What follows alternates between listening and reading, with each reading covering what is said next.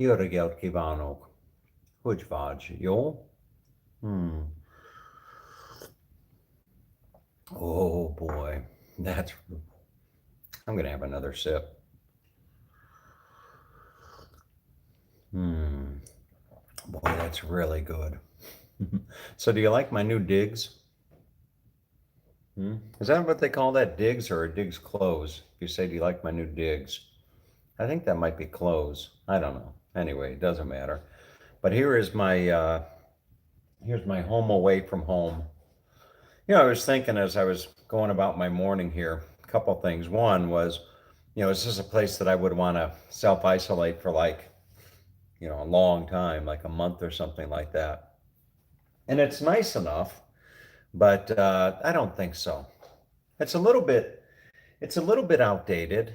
I don't know how old this place is, but it's got all the comforts of home. It's got a fireplace. It's got, two bedrooms. I slept like a baby last night. The bathrooms are great.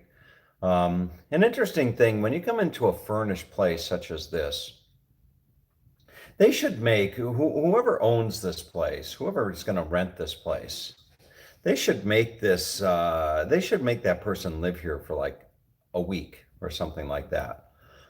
And I say that because, you would just think that things that, if you're going to offer a place that's quote unquote furnished, it would seem that it would be common sense to include certain things. For example, last night I was going to make a salad, and I wanted to, slice an onion and cut up a pepper and dice some mushrooms and what have you. And I go to reach for a knife, and there's no knives. There's no, like a butcher knife, a fillet. There's no knives. And I'm thinking, what the heck?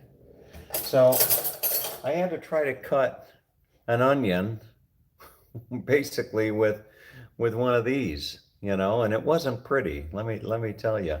So it just go figure. And then I want to make a couple eggs this morning. Over easy is how I like them. And I want to make a couple eggs, and the only thing they've got is this massive frying pan. And it's okay. It served the purpose. And maybe I'm splitting hairs, but it would have been nice to have a smaller fryer pan that I could cover and kind of give myself a little bit of a poached egg type of a deal. And there was no flipper. You would think that there'd be a flipper to flip your eggs over, but there was no flipper for that. But anyway, you go, you learn though. You learn that life is what's the saying? Life is 10% what happens to you and 90% how you react, something like that. That's right. Yeah, it's 10%. So the what happens to you, not having a knife to cut my onion and not having a smaller pan to fry my eggs and not having dishwashing soap. There's no dishwashing soap here. That's another thing.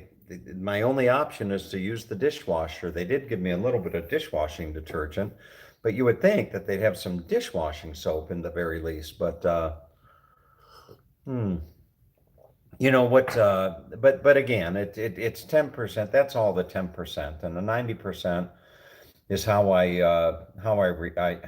react. And you watch the news and you know what's going on out there in the world, and there is no shortage of people out there that wouldn't trade spots with me in a New York minute, as far as not having something to slice their onion or flip their egg, but to have all of this, and that's what life is all about. It's all about perspective. It's all about perspective. As I've gone through life, as I've transitioned from being a young person into the old man that I am, I've learned that life is all about perspective, and no matter how bad you've got it, no matter how bad your life may seem, there's always no shortage of people that would trade spots with you and all your problems in a flash. And it's that perspective that's really helped me get through some rather challenging times. But anyway, so here I am in the Hunter Valley. The Hunter Valley. I was going to do, as far as those of you wondering, as far as my morning thoughts and everything, I've been having an issue. I have a distribution list set up of about, several dozen of you that really care about me. I have a distribution list set up of several dozen of you that emailed me at tom@tmhdesign.com with the subject line "I or we care," and uh, and I've been doing the morning thoughts that way, but something's going on with my email where anytime I try to send an email out to my clients or to those of you that really care, uh, it gets rejected. And I can't figure quite out why it's getting rejected, if the email has any links in it or something. But in case you're wondering, that's the reason. So that's why I'm publishing this video live to the world. I'm publishing it live to the world because I'm having a hard time doing unlisted videos and sending it out via the distribution list to those who really care. But anyway, what else is on my mind? The So I've got 3 nights here, 3 nights, so two more if you count yesterday. I've got two nights here, and then I'm over to Nelson Bay. I'm going to Nelson Bay, back to Nelson Bay, and Nelson Bay is when I was in.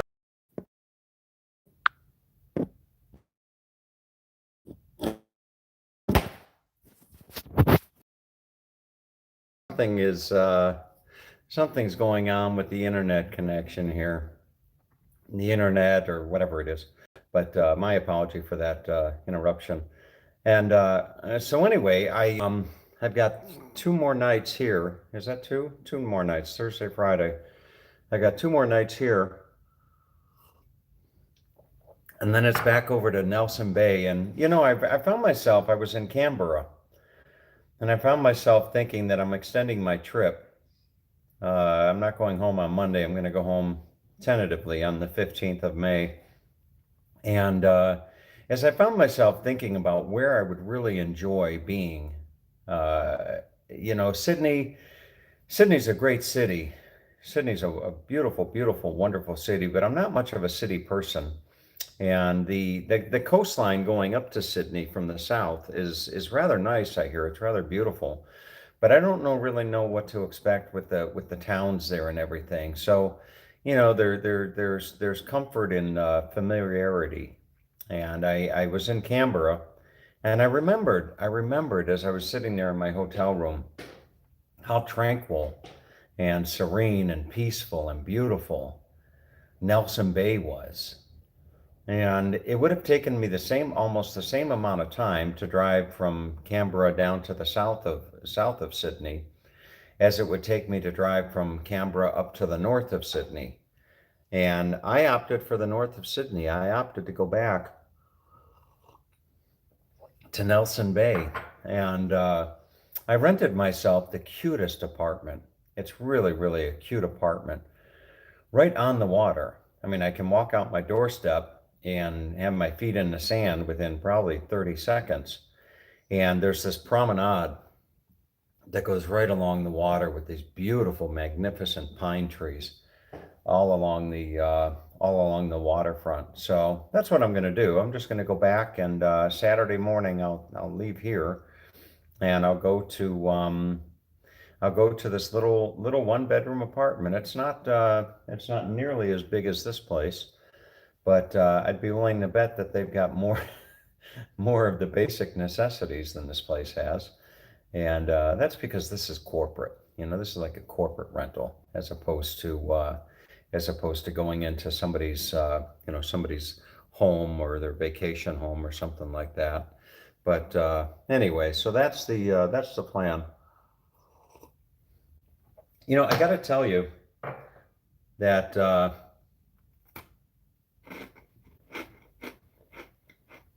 I found myself feeling a bit the fool yesterday when I arrived here. I went to unpack and I was going to set up my computer, and I pulled my power cord out of my computer bag, and immediately I noticed something. You see the plug on the end of this thing? That's an American. That's an American plug. And to be able to plug this, well, you can't plug this into the wall. You need an adapter. So you got to plug an adapter into the wall, and then you plug this into the adapter. Well, it's not the first time I've done it. I'll be in a hurry and my mind is on a million things, and I go to, close down shop, such as I did in the hotel yesterday in Canberra, and I just pull this out of the wall, and I don't think to pull the adapter out of the wall. So here I am. I show up here last night, and I go to set up my computer, and right away I say, uh-oh, I don't have a battery, or I don't have an adapter. And so right away I start to panic. I'm thinking, where the hell am I going to get an adapter? I'm out in the middle of the Hunter Valley, for Christ's sake. No shortage of kangaroos, but there is a shortage of adapters to convert for U.S. Power supplies. So anyway, long story short, I have to go into Newcastle this morning. Remember Newcastle? That's where Denise and Grandma and remember Newcastle? It's got the pool on the ocean bath, so to speak, right there on the ocean. And that's good too. But anyway, I have to go into Newcastle. I called, and they've got a place in there similar to like a Best Buy. And I called, and they do have an adapter sitting behind the counter, waiting for me with my name on it. And it's a good 45-minute drive, so I got to drive 45 minutes into Newcastle and 45 minutes back. And it's one of those 10%, 90% things.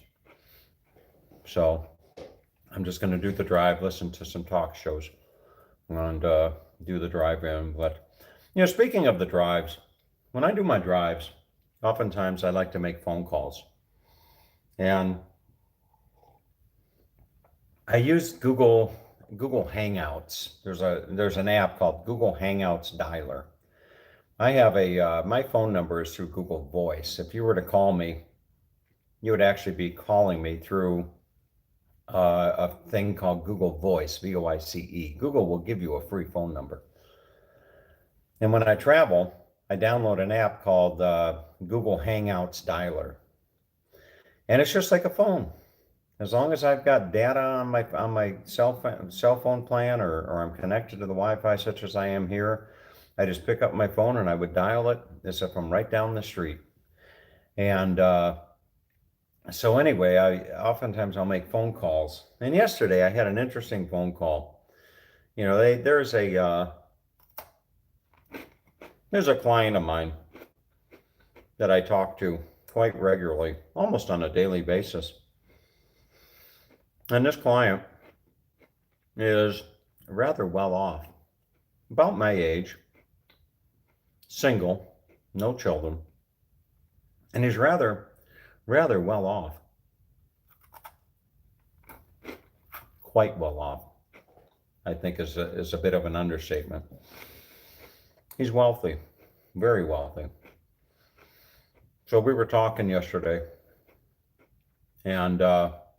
and I said, Joe, it's not his name, but I said, Joe, you got a will? Have you done your will yet? And he said, no, I really should.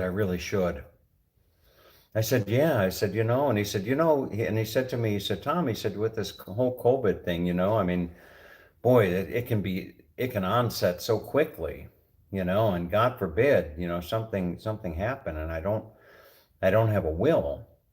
And I said, yeah, I said, I'm in the same boat as you. I said, I really should, get busy and get and set up a will. And I asked him, and we have a relationship where we can ask rather personal questions. And I said, so Joe, I'm curious. You don't have any kids. You don't have any family, whatever. Your brother and your sister are both probably even better off financially than you are. Um, so what are you going to do with all your money, your estate? What are you going to do with it? He said, well, without giving it much thought, he said, well, I'll give it to my three nephews that never call me. And I said, your three nephews that never call you. I said, your nephews never call you? He said, no, no, no, no, they never call me. Ever, ever, ever call me. I said, so why are you going to leave the money to them? Well, I don't know. I don't know who I should leave it to. I mean, I said, now these are the nephews. These are your brother and your sister's kids. I said, your brother and sister are rather well off, aren't they? Oh yeah, much more than me. And I thought, all right. And I said, and the kids? I said, how old are the kids? Oh, they're grown. One's got a law firm. One's got a this. One's got a that. They're all successful. And I said, so why are you going to leave your money to them? And he said, well, I don't know. I said, well, why don't you leave your money to someone, make a difference in the world? I said, you leave your money to these people, and they're going to say, well, maybe we should get that vacation home up on the lake that we wanted. Or why don't you go out and buy that new car? Or, why don't we set this aside for junior's college fund? Or something like that. And, I know that there's people out there that are going to say, well, gee, Tom, you got to leave your estate to money. You've got to leave your money. You've got to leave your inheritance and everything to your bloodline or something like that, whatever the hell you want to call it. So anyway, as the conversation ensued, I said to Joe, I said, why don't you do something positive with your money? I said, I said, you've done very well in this world. I said, life's treated you well. I said, why not leave the world, in a better position than you found it? I said, instead of giving money to, people just because they have the same last name or their blood relatives. I said, these people never call you. They never call you. They never do anything. I said, why would you leave a dime to them? It's not like they're hurting. They're all living, they've all got Mercedes in the garage and take beautiful vacations and all that kind of stuff. I said, it just doesn't make sense to me. And as I drove along, I found myself thinking of my own situation. Whereas, who would I give my money to? And you know what? Probably, if I were to sit down today and write a will, the first thing that comes to the top of my mind is I would leave my money to the Salvation Army. You know those bell ringers? You know the bell ringers that stand outside the stores and they raise money for the Salvation Army? That's probably who I'd probably just say, take it all, take my whole estate to the Salvation Army. Because I've done some research about different charities and different nonprofits and what have you. And the Salvation Army is one that really, really strives to make a difference in people's lives. And I don't think they have a lot of admin fees and what have you. So, that's probably what I would do. I mean, just off the top of my head, if I were to leave my estate to somebody, I would probably give my house. If I were to die today, I'd probably give my house to Yanae. That's probably what I would do. I'd probably just sign over my house to Yanae and give that to her. But anyway, those are the. Speaking of Yanae, there's somebody out there today that I woke up to an email And somebody out there sent me an email that they're sending Yanae and her daughter some presents.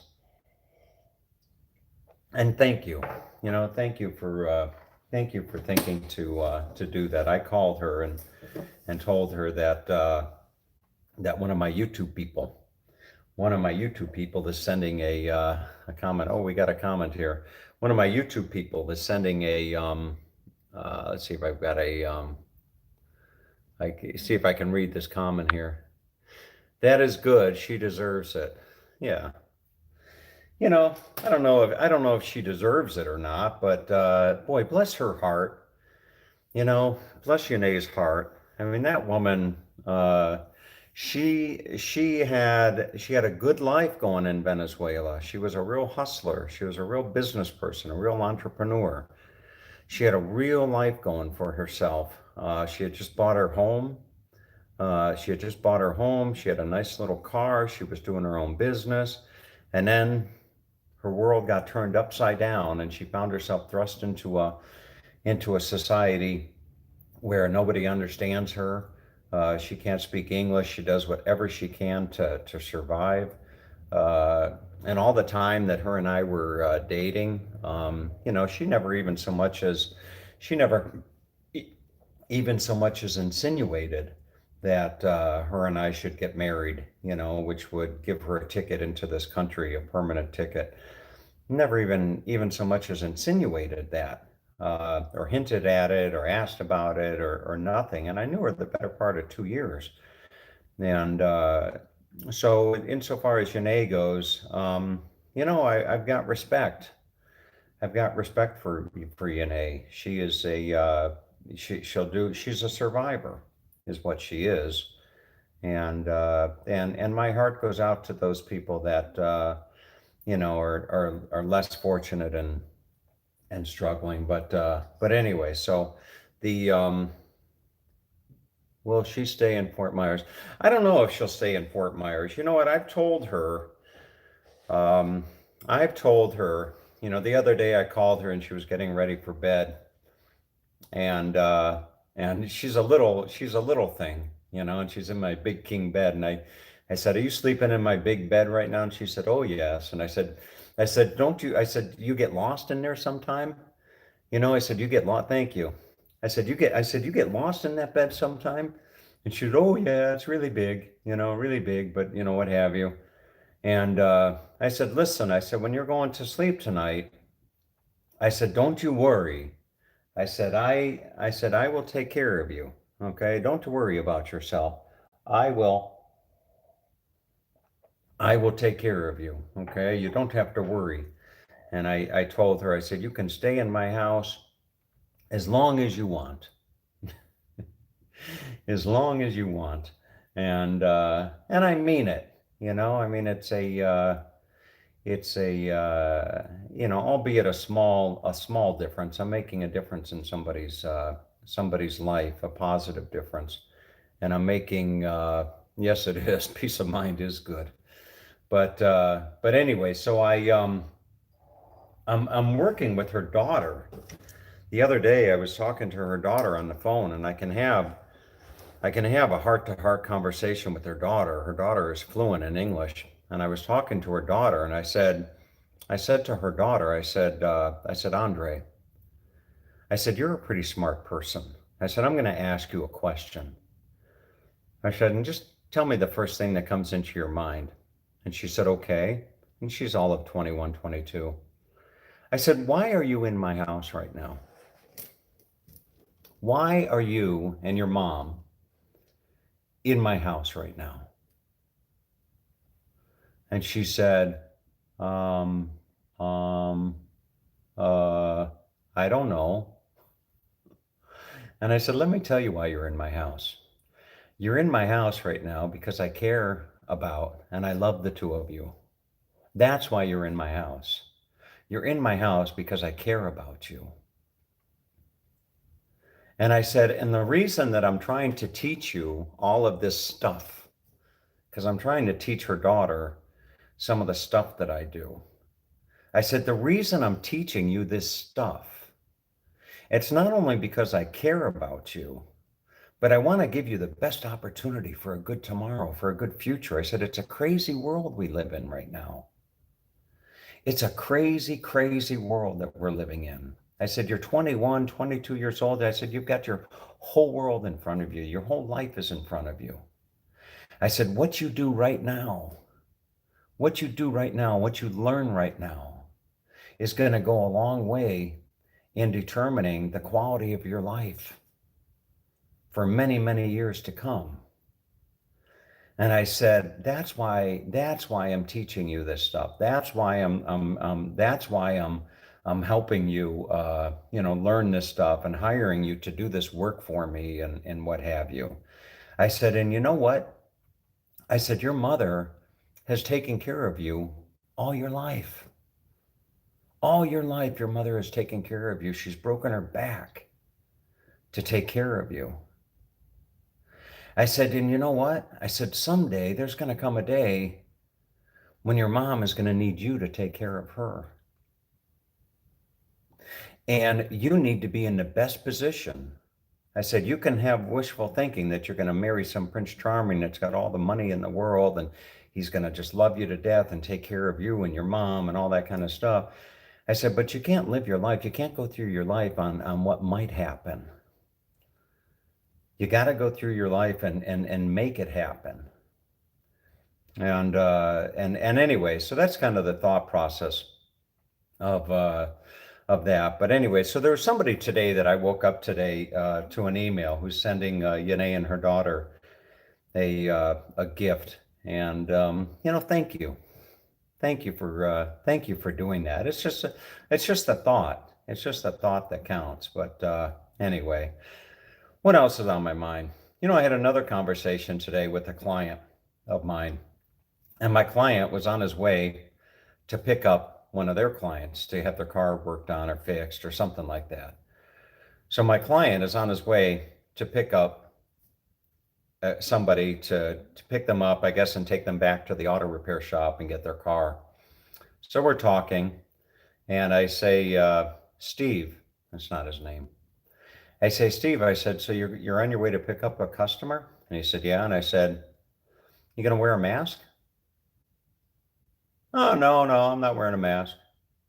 I said, you're in California, right? Like the LA area? Yeah. I said, well, aren't you supposed to be wearing a mask? Yeah, but I'm not going to wear a mask. I said, he said, well, if I show up at my customer's place and he's wearing a mask, then I'll put a mask on. And I'm thinking to myself, wait a minute. I said, Steve, I said, you know the purpose of a mask, right? He said, well, I said, the purpose of a mask is not to protect you, it's to protect other people. You wear a mask to protect other people. I said, if I were your customer and you pulled up to my house and I opened up the car door and I got in and sat next to you and you're not wearing a mask, I'd be kind of thinking, okay, And it was like the barber yesterday. I go to get my hair cut yesterday at the barber shop. And the woman, Michelle was her name, was wearing a mask. Throughout the whole process, she was wearing a mask. And it was that made me feel good, even though she coughed, as I walked in, but that's another story. But she was wearing a mask. She wasn't wearing a mask, I think, to protect herself from me. She was wearing a mask to protect me from her. And that's just common sense. And I was talking to my customer today that's on his way to go pick up a customer, and he's gonna wear a mask if this other person wears a mask. And I'm thinking to myself, oh goodness gracious, But you figure it out, I think is the saying. So anyway, right now I need to get on with my day. And I don't like to leave the house too early in the morning or come home too early in the evening because of the kangaroos. They're everywhere. They'll jump right out of the bush. But anyway, I got to go to Newcastle and pick up my adapter. And I hope everybody out there is doing okay. And everything is good for everyone. All right. So anyway, take good care. All right. And talk to you later. Okay, bye-bye.